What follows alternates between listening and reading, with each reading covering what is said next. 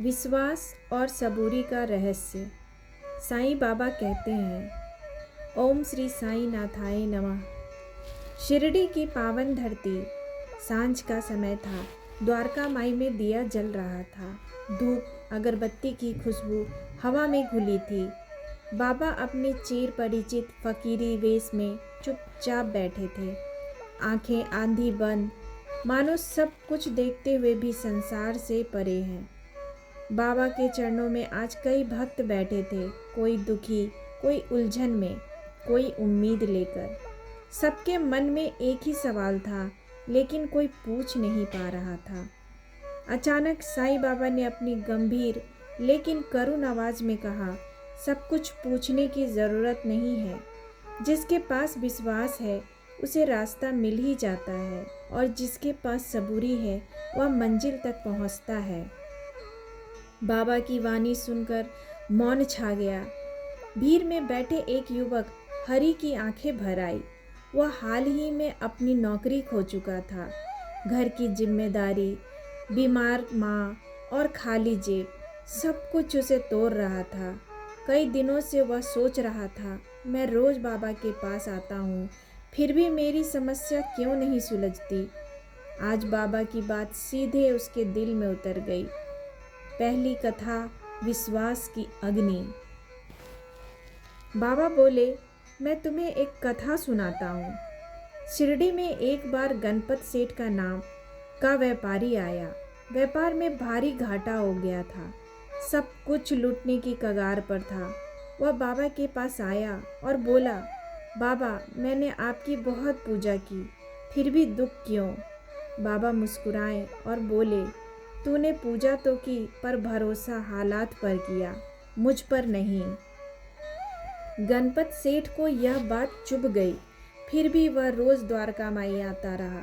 ना कोई शिकायत, ना कोई सवाल, बस बैठकर बाबा को देखता और मन ही मन कहता, जो होगा बाबा की इच्छा से होगा। कुछ समय बाद अचानक एक पुराना व्यापारी मित्र मिला। उसने साझेदारी का प्रस्ताव रखा। वही व्यापार, वही मेहनत, लेकिन इस बार नीयत बदली हुई थी। कुछ ही महीनों में घाटा भर गया। बाबा ने कथा पूरी करते हुए कहा, विश्वास मतलब यह नहीं कि दुख नहीं आएगा, विश्वास मतलब यह कि दुख में भी मैं साथ हूँ। दूसरी कथा, सबूरी की परीक्षा। अब बाबा ने दूसरी कथा शुरू की। एक वृद्ध महिला, राधाबाई, रोज द्वारका माई आकर बैठती थी। वह बहुत गरीब थी।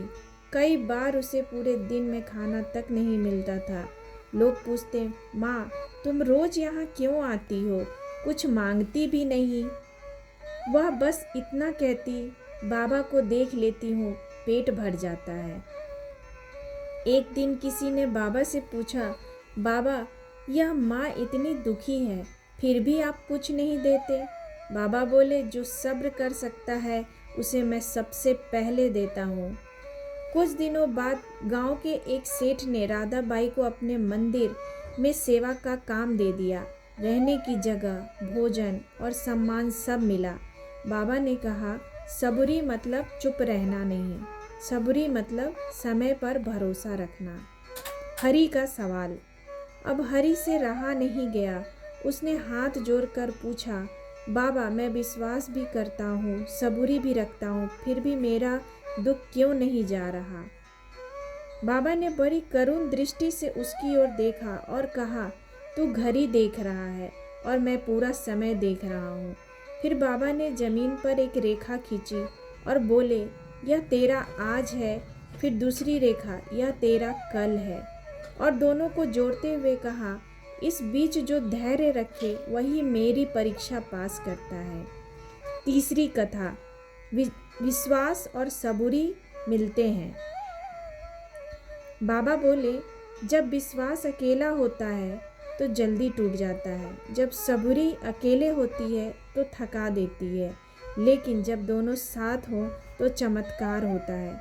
उन्होंने एक किसान की कथा सुनाई जिसने लगातार 3 साल सूखा झेला, फिर भी बीज बोना नहीं छोड़ा। चौथे साल वही जमीन सोना उगलने लगी। जो बोना नहीं छोड़ता वह एक दिन काटता जरूर है। कथा का फल। कुछ महीनों बाद हरी को छोटी सी नौकरी मिली। तनख्वाह कम थी लेकिन सम्मान था। उसने काम ईमानदारी से किया। आज वही हरी एक अच्छी कंपनी में है। वह कहता है, बाबा ने मुझे नौकरी नहीं दी, बाबा ने मुझे धैर्य दिया। नौकरी तो उसी का फल था। साईं बाबा का अंतिम उपदेश। द्वारका माई में बाबा की आवाज़ गूंजी, श्रद्धा और सबूरी मेरे दो स्तंभ हैं। जो इन्हें थाम ले उसे संसार की कोई आंधी गिरा नहीं सकती।